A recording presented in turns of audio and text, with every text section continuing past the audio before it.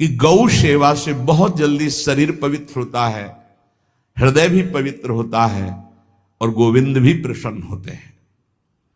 यदि गावः प्रदक्षिणीर कार्या वंदनीया ही नित्यशः मंगलायतनम दिव्याः सृष्टास्पेता स्वयंभुवा।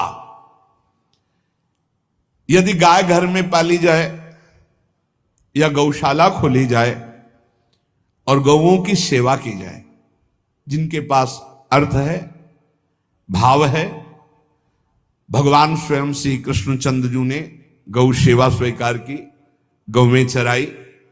गौओं की परिक्रमा करने से, जैसे आप प्रभु के बिहारी जी के मंदिर की 4 परिक्रमा करें तो जो फल आपको मिलेगा वही गाय की 4 परिक्रमा कर लें तो आपको प्राप्त हो जाएगा। गौ की प्रदक्षिणा से, गावः प्रदक्षिणी कार्या वंदनीया ही नित्यशः, जो रोज गाय को प्रणाम करता है और गाय की प्रदक्षिणा करता है तो भगवत प्रदक्षिणा का उसे फल प्राप्त होता है। जहां गौएं विराजमान होती हैं वो बड़ा पवित्र दिव्य तीर्थ स्थल माना जाता है। गौएं जहां विराजमान रहती, गौशाला में भजन करे तो कई गुना बढ़कर के प्राप्त होता है। स्वयं ब्रह्मा जी ने गौओं को दिव्य गुणों से विभूषित बनाया है। अप्यागाराणि विप्राणाम देवतायतनानि च यद गोमयेन शुद्ध्यंतिम किम ब्रूमो हृदिकम ततः। गाय के गोबर से जहां लेपा जाता है वहां जिस देवता का आवाहन करोगे वही देवता आकर विराजमान हो जाएगा। अपवित्र भूमि में भी यदि गाय के गोबर का लेप कर दिया जाए तो परम पवित्र मानी जाती है। गाय बहुत पवित्र, जहां वो बैठती है, जहां वो मूत्र त्याग करती, गोबर त्याग करती, वो स्थान तीर्थ तुल्य पवित्र माना जाता है। भगवान जब गाय के पीछे पीछे चलते तो गोरा जोड़कर उनके मस्तक पर विराजमान होती, उनके मुखार बिंद पर विराजमान होती। बाल गोविंद के अनिष्टों को दूर करने के लिए गाय के पूंछ को उनके ऊपर से झाड़ा देती थी मैया। जब गुरुमंत्र वैदिक सिद्धांत से दिया गया था पहली बार तो पंचगव्य पिलाया गया था। गोमूत्रम गोमयम क्षीरम दधि सर्पिस्तथैव च गवाम पंच पवित्राणि पुनंत सकलम जगत। कितना भी बड़ा पापी हो, अगर पंचगव्य पिलाया जाए तो वो वैदिक मंत्रों को स्वीकार करने लायक हो जाता है, पवित्र हो जाता है। पंचगव्य में 5 चीजें गाय की होती है। गाय का मूत्र, गाय का गोबर, गाय का दूध, गाय का दही और गाय का घी, ये 5 मिलाकर पंचगव्य पिलाया गया था। पहली बार जब वैदिक मंत्र दिया गया था तो पंचगव्य बनवाया था गुरुदेव भगवान ने संन्यास, और वो पिलाया था। ये पंचगव्य पिलाने से अपवित्रता का नाश होकर पवित्रता का संचार होता है। इसलिए धन्य है उनका जीवन जो गौ सेवा परायण है भगवत भाव से। गाय में साक्षात भगवान का भाव रखकर गौ सेवा करते हैं। त्रिषिता गौर गृहे बद्धा गेहे कन्या रजस्वला देवशास्त्र सन्निर्माल्य हंत्य पुण्यम पुराकृतम। यदि घर में गाय बंधी है और भूखी है और प्यासी है तो तुम्हारे सारे पुण्य नष्ट हो जाएंगे। अगर घर में रजस्वला कन्या बहुत काल तक है और उसका विवाह आप नहीं कर रहे हैं तो आपके सारे सुकृत नष्ट हो जाएंगे। यदि घर में ठाकुर जी विराजमान है, कर का पहनाया हुआ माला सुबह तुमने देख लिया तो तुम्हारे सारे पुण्य नष्ट हो जाएंगे, क्योंकि शयन कराते समय तुमने उतारा नहीं, अर्थात तुम सेवा में प्रमाद करते हो। तो देवतास्त्र सन्निर्माल्य हंति पुण्यम पुराकृतम। जैसे सुबह श्रृंगार किया तो रात्रि के शयन के समय वो हटा लेने चाहिए माले। जब हम शयन कराते हैं तो भले पुष्प शैया पे शयन कराएं पर माला नहीं धारण कराएं। श्रृंगार का माला अगर दूसरे दिन दर्शन किए क्यों पहने ठाकुर जी तो तुम्हारे सुकृत नष्ट हो जाएंगे। गाय बंदी हो घर में, वो प्यासी है और भूखी है, तुम्हारे सुकृत नष्ट हो जाएंगे। त्रिषिता गौर गृहे बद्धा, क्योंकि तुम्हारे पास है, सेवा करना चाहिए।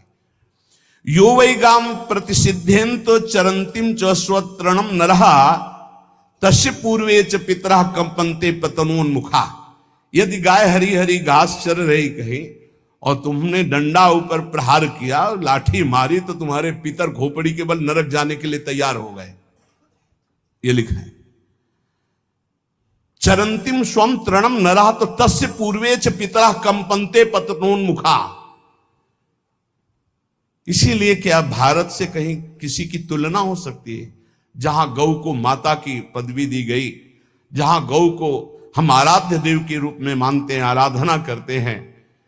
गौ रक्षा, गौ सेवा, ये बहुत बड़ा इसमें छुपा हुआ है। स्वयं भगवान अवतरित होकर गौ रक्षा, जब गाय के रूप में पृथ्वी रमाती तो भगवान का अवतार हुआ है। बड़ा विचित्र समय आता चला जा रहा है कि अब आधुनिक यंत्रों की ऐसी सेवाएं हो गई बड़ी बड़ी कि अब ना बैल की जरूरत है, और ऐसे दूध की महंगाई बन गई कि अब देसी गाय 2 लीटर 3 लीटर 4 लीटर, और ऐसी ऐसी कि 20-20 25-25 लीटर दे तो कौन देसी गाय को। तो गौओं का सेवा का भावना शास्त्र आज्ञा करता है कि जो प्रतिदिन अग्रग्रासे परोभावा कर्तव्यो भक्ति तोन्वहम अकृत्वा स्वयं आहारम कुर्वम नापनोति दुर्गतिम। जे ही तुम्हारे गृहस्थ में घरों में पहले होता था, अब तो भगवान जाने, जे ही पहली रोटी तवा में गई तो वो निकाल करके पक्की रखी जाती थी गौग्रास के लिए, पहला रसोई में। तो इसमें लिखा प्रतिदिन स्वभोजनम, पहले स्वयं भोजन न करके गाय के लिए ग्रास निकालना चाहिए। तो जिनके पास अर्थव्यवस्था, जो गृहस्थ धर्म में है या जिनके पास अर्थ है, कुछ रोज 1 रुपया निकालो। हम कह रहे रोज निकालो तो महीने में 30 रुपया होते। 30 रुपया में एक गाय को हरी घास तो एक टाइम पवा ही सकते हो ना, बहुत नहीं है तो 1-1 रुपया निकाल के अगर एक गाय को चारा दोगे तो एक बार का भोजन तो हो ही सकता है। 30 रुपया में हरी घास जाकर के उसके दावा एक बार तो पवा दोगे ना। अग्रग्रासे परोभावा कर्तव्य भक्ति तोन, हम भक्ति पूर्वक गाय को एक ग्रास भोजन में 1 रोटी तो निकालना चाहिए गाय के लिए, ऐसा शास्त्र आज्ञा कहता है।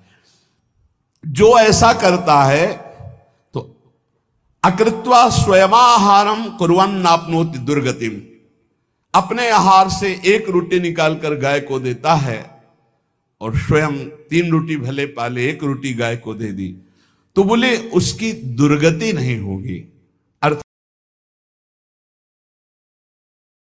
हाथों से मारता है तो धर्मराजस्य नगरेशा याति करवर्जिता। धर्मराज जी पहले अपने नरक में ले जा करके उसके कहते थोड़े थोड़े तिल तिल करके पहले इसके हाथ काटो, मरना है नहीं वहां।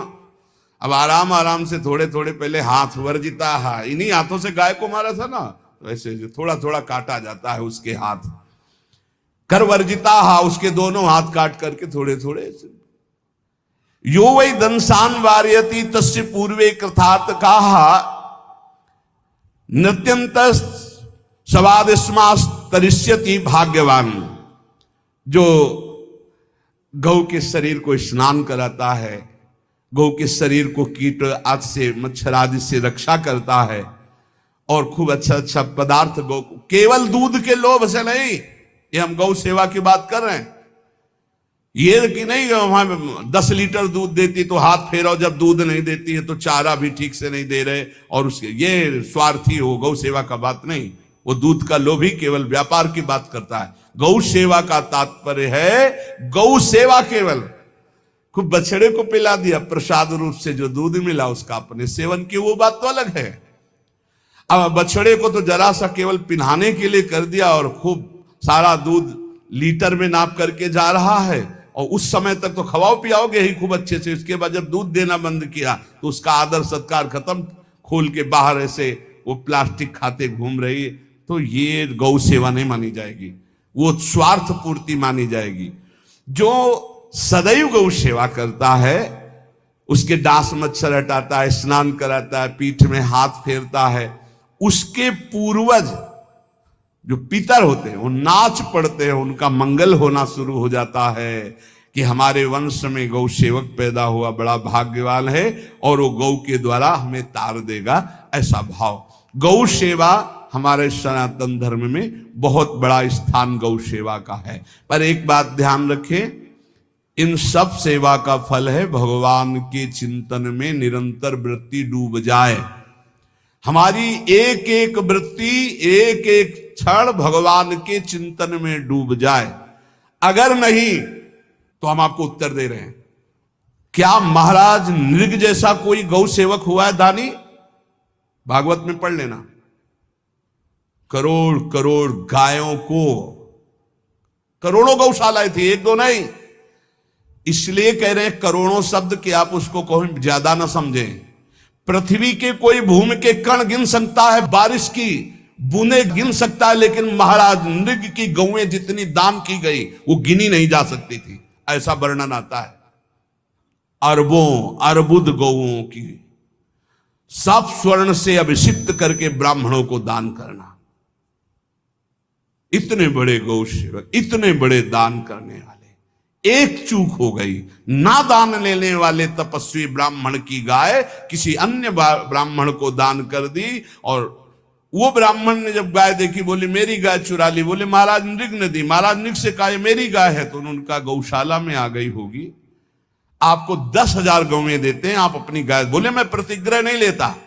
जिसने दान लिया था उसने कहा गाय यही लेके जाऊंगा, तो उनका आप गाय छोड़ दीजिए, आपको 10,000 गाय देते। बोले नहीं लूंगा। बस अनजाने के अपराध ने गिरगिट बना दिया था, कुएं का गिरगिट। पर भगवान बड़े कृपालु हैं, गौ सेवक थे, इसलिए गोविंद द्वारिकाधीश जी ने उनका उद्धार किया। सब साधन का फल है अच्युत भावना से युक्त होकर, भगवत भावना से युक्त होकर निरंतर भजन करते हुए सेवा परायण रहो, चराचर जगत की सेवा परायण रहो। भजन करना ही सबसे बड़ा परम धर्म है। हम सब सेवाएं करें जगत की, लेकिन अंदर से राधा राधा राधा, गोविंद गोविंद गोविंद गोविंद, आनंद आ जाएगा। तन से सेवा करो, मन से भगवान के चिंतन, मामुनिस्मर युद्धते, भगवान के चिंतन में रहो। सेवा और व्यापार में अंतर होता है। गौ सेवा के बहाने से धन का जो दान लेना है और उसका अपने में प्रयोग करना, मैं पितरों सहित नरक जाना है, लिख लो। गौ सेवा के बहाने से दान लेना और उसका अपने परिवार के सुख में पैसे का प्रयोग कर देना या अपनी वासनाओं की पूर्ति में लगा देना।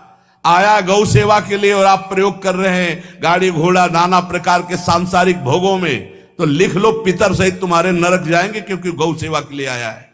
गौ सेवा का धन सिर्फ गौ सेवा में ही लगना चाहिए। आप गौ सेवक है, दूध पान कीजिए, रोटी खा लीजिए, लेकिन गौ सेवा का अर्थ आप अपने वासनाओं की पूर्ति में, अपने मनोरंजन में या अपने मन के संकल्प भावना में नहीं पूरी कर सकते। गौ सेवा के लिए ही पूरी कीजिए। गौ के वास का निर्माण, गौ के भोजन की व्यवस्था, वो दूध दे ना दे, वो कैसी भी अवस्था में हो, उसकी सेवा परायणता, उसके लिए सेवक रखना, सेवकों को भी सुख प्रदान करना, लेकिन स्वयं कभी गौ के सेवा के लिए आए हुए धन का स्वयं के लिए भोग न करना और निरंतर भजन रखना, उसे परम पद की प्राप्ति हो जाएगी। इसलिए हमारे सनातन धर्म में गौ सेवा का विशेष महत्व है और इस महत्व को सबको स्वीकार करना चाहिए। यदि आप गौ पालन स्वयं नहीं कर सकते तो 4 लोग मिलकर के, क्योंकि आज जो गायों की व्यवस्था वो बड़ी दयनीय हो रही है। दयनीय इसलिए हो रही कि दूध की अधिकता के चाह रखने वाले भैंस रखते हैं या विदेशी गाय रखते हैं। अपनी भारतीय जो देसी गाय है वो उतना अधिक नहीं देती कि 40 लीटर 30 लीटर 25 लीटर, बहुत अधिक देगी तो 5 और 8 लीटर। देसी शुद्ध गाय अपनी जो है वो 8-10 लीटर, बहुत जब व्यवस्था हो। नहीं तो अपने गांव में तो देखा है 2-2.5-3 लीटर से ज्यादा नहीं देंगे, 1.5 लीटर इधर 1.5 लीटर उधर, या बहुत हुआ तो 2 लीटर 2 लीटर, पर वो स्वर्णिम दूध होता है। जो दूध की चाह रखने वाले जन थे अब वो गायों को नहीं रखते, देसी गायों को कोई बिरला ही रखता है। अब पहले बैलों की जरूरत होती थी, गाय बछड़ा दिया तो आनंद होता था कि किसानी के काम में। अब तो ट्रैक्टर है तो बैलों की जरूरत नहीं। अधिक दूध के लिए, अरे अब तो पशुओं की जरूरत नहीं, केमिकल से दूध बन रहे हैं, टैंकर के टैंकर। तो फिर हमारी जो गायें हैं उनकी बड़ी दुर्दशा हो रही। तो हमें चाहिए कि जो गृहस्थ जन हैं, धनी मानी जन हैं, या जिनके पास शरीर व्यवस्था, बौद्धिक स्तर, सेवा परायण, अर्थव्यवस्था, वो थोड़ा 4 गाय की व्यवस्था करके उनकी सेवा करें, क्योंकि हमारे सनातन धर्म का स्वरूप है। जहां मां पदवी दी गई है गांव को, गौ माता कहा गया है, गौ में समस्त देवता विराजमान है। गौ का बहुत बड़ा महत्व वर्णन किया गया धर्म शास्त्रों में। यहां तक कि जब कोई ऋषि नाराज होता था तो आगे गाय करके जाया जाता था, तो क्षमा हो जाती थी। गाय को देखते ही वो क्षमा कर देते थे। बहुत महिमा वर्णन की गई है गौ की। इसलिए जिसको भी, अगर नहीं अर्थव्यवस्था है तो एक रोटी तो निकाल सकते हो ना। तुम्हारी रसोई में रोटी बने तो पहली रोटी निकाल लो, और आसपास जहां गाय बंधी हो तो उसको दे आओ जाकर, तो कम से कम धर्म का पालन हो जाएगा, गौ सेवा बन जाएगी। तो गौ सेवा, चराचर जगत की सेवा, भगवत सेवा, सबका फल है। फिर प्रारंभ में आ जाइए, स्मृति। योगी हो तो चित्त की वृत्ति का निरोध करके परमात्माकार, ज्ञानी है तो चित्त वृत्ति का लय करके स्वरूप स्थित, भक्त है तो एक एक वृत्ति सावई मनः कृष्ण पदार विंदयो। भगवान के चरण में, भगवान के नाम में, भगवान के रूप में, भगवान की लीलाओं में स्मृति अगर नहीं तो सब साधन अधूरा, और स्मृति तो हर साधन पूरा। इसलिए एक बार कमर कस लो, चाहे जगत की सेवा करो, चाहे जिस कार्य में लगे हो, तुम्हारी स्मृति प्रभु में लगी हो। स्मृति के बिना हम जीवन का कोई महत्व नहीं समझते। स्मृति विहीन जीवन सब व्यर्थ। इसीलिए उन परमहंसों के चरणों में स्वयं भगवान चरण रज लेने के लिए पीछे डोलते हैं, जो निरपेक्षम मुनिम शांतम निर्वैरम समदर्शनम अनुब्रजाम्यहम नित्यम पुयत्यंगुरेण भी। ना कोई प्रतिज्ञा, ना कोई चाह, ना कोई इच्छा, निरंतर भगवदाकार वृत्ति, निरपेक्षम, मननशील, द्वंद्व विमुक्ता, जो शांत हैं, जो किसी से वैर नहीं रखते, भगवदाकार वृत्ति, उसी मार्ग के आप पथिक हैं। सर्वतो भावेन, अपने मन को समेट लो धर्म और कर्म दोनों से, और साब त्यज लोक धर्मान, और परम धर्म का सेवन करते हुए समस्त चराचर जगत को भगवत स्वरूप निरखते हुए इसी जन्म में परम पद को प्राप्त हो जाओ। सत्संग का सार हमारा शरीर है, इससे सेवाएं बने, हमारा मन है, इससे चिंतन बने, हमारी वाणी है, इससे लीला गुण का गायन करें, और हम स्वयं परमात्म अंश हैं, परमात्म स्वरूप है, ऐसी ठसक बनी रहे, जीवन मुक्त ही हो। स्वार्थ को लेकर